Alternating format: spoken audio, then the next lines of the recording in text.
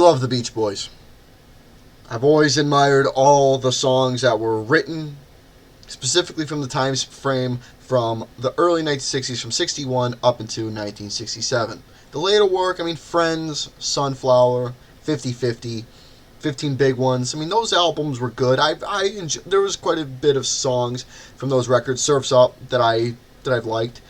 But just around Pet Sounds, and back then is the stuff that I mostly and specifically enjoy listening to within the Beach Boys catalog.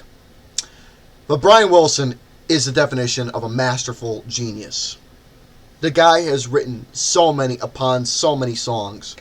Surfin' Safari, Surfin' USA, Surfer Girl, The Warmth of the Sun, I Get Around, Don't Worry Baby, Little Doob Scoop, God Only Knows, Wouldn't It Be Nice, Sloop John B, Caroline No.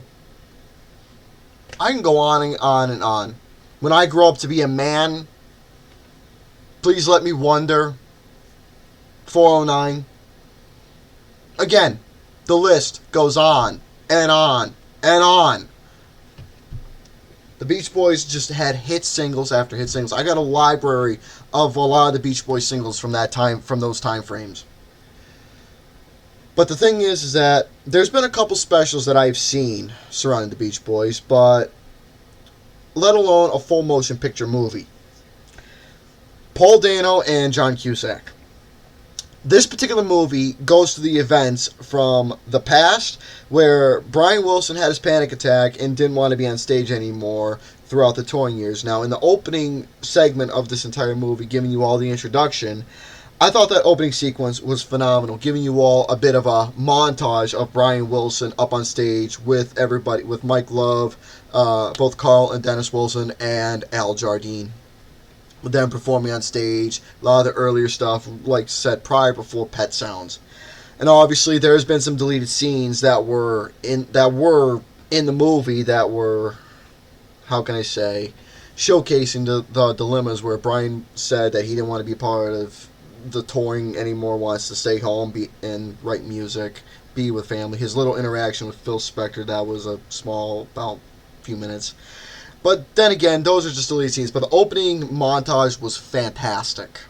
Really, really good stuff. Nice replication of how the Beach Boys performed, specifically the instruments that were used and the shirts and how their mannerisms on stage.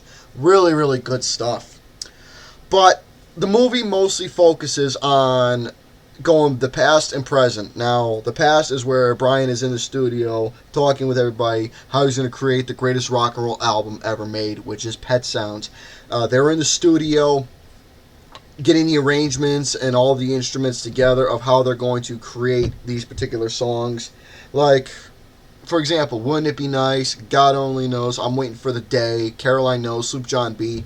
Just seeing the whole entire the reintroduction and showcasing the specific details and the inside look of what it's like to create a record, create a song, and a perfectionist like Brian Wilson in general, for him to make sure that everything is right and correct with how you're going to make a record and make a song come to life. Make sure that everything is put in place. Really, really good stuff. And I think Paul Dano did an exceptional job, not only looking, but also singing a lot of different parts that Brian Wilson did. Having the harmony, having the vocal range.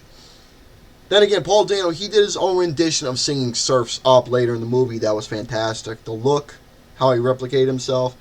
Not only that, though, of creating Pet Sounds, but also one of their biggest hit singles, Good Vibrations, how that came to be, arranging that. Fantastic. Now, as for the other supporting characters who plays Mike Love and the two Wilson brothers, Bruce Johnson and Al Jardine, supporting characters, yes, but they all did a good job having that personality and looking the best they can to represent the Beach Boys in general. Not only the interaction, but also the correlations that Mike Love and Brian had within the controversial arguments they had within talking about Pet Sounds and everything, that the album wasn't going to sell and everything, you name it, having doubts. But then again, Pet Sounds got its recognition as time progressed as one of the greatest albums ever made, and sure enough, I agree with that statement wholeheartedly. Going to the forward in the 1980s, this is John Cusack playing as a much older Brian Wilson, where he is under the fucking dictatorship of Eugene Landy. I don't know if that's the right word, but Eugene Landy was Brian Wilson's psychiatrist, doctor, friend, pal, therapist, you name it, for quite a while. But the thing is that the relationship between both Eugene Landy and Brian Wilson was going on a downward spiral because Brian, he just wasn't necessarily there. But once he met Melinda Ledbetter, who was a car saleswoman, and how he was able to get to know her, grow the relationship with her, giving him giving her the insightful details of how not only he met Eugene Landy, but also his past in the Beach Boys, and obviously Melinda recognizing some songs and everything. But the relationship with how Melinda gets to know Brian and how they're able to create such a relationship to where Melinda is helping Brian get away from Eugene so he can be free and by himself, whether it's making music or getting back with the Beach Boys or just being himself again.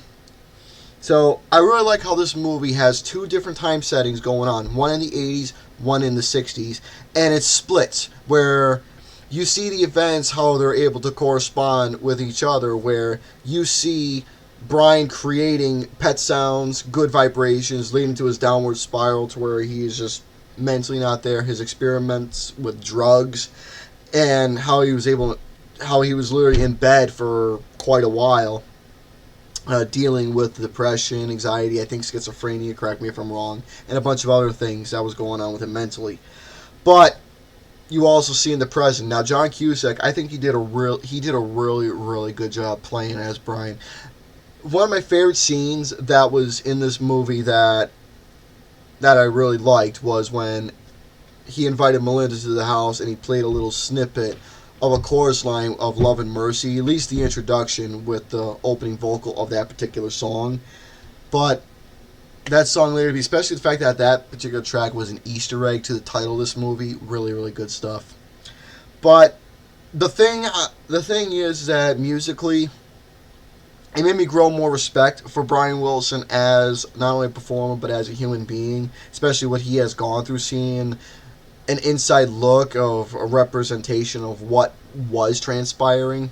Now, I've always admired Brian musically with his God-given talent that he had, creating all of the songs and records that we've grown to know and love. But seeing Paul Dano playing as him, creating pet sounds and the arrangements, I really liked how the camera shots were really good, showcasing the whole entire studio atmosphere. Everybody looking the representations of all the well-known studio musicians who helped create pet sounds. But then again, also, Smile was an album that was supposed to transpire, but because of the controversy and the mystic lyrics and arrangement that wasn't really going together for this particular project, it just didn't go through. However, I actually have listened to what the album sounded like and looked like in terms of the cover itself, and Smile, that the album is a piece of work. Like the harmonies, the vocal range, all the crazy psychedelic sounds that was going on with creating the music. The album had a lot of just, I'm not going to say wacky, but it just had a lot of unique stuff going on that Brian was able to compose and create using just sound effects. If it's like animals or laughter, bells, whistles. I mean, sure, for pet sounds, but in Smile there was just a lot more different things going on. But obviously we saw what transpired with how that project didn't really come to fruition during that time frame. But Love and Mercy, this movie itself is love and mercy. And when I say that, you get the love for music, you get the mercy of sympathy for one human being, how one lady was able to save his life and get him back on track, breaking him away from a very high narcissistic doctor who was bringing Brian on a much more downward spiral mentally than he was already beforehand. But the movie itself was really, really freaking good.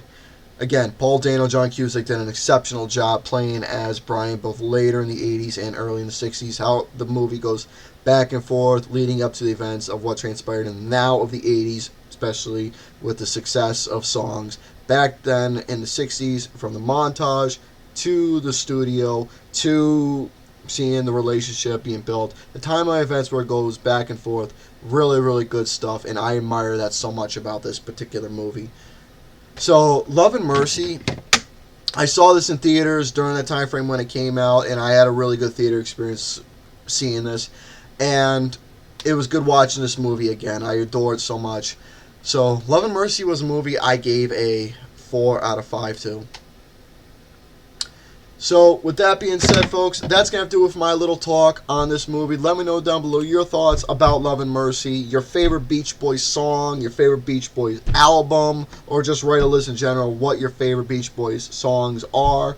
And with that being said, folks, ciao for now.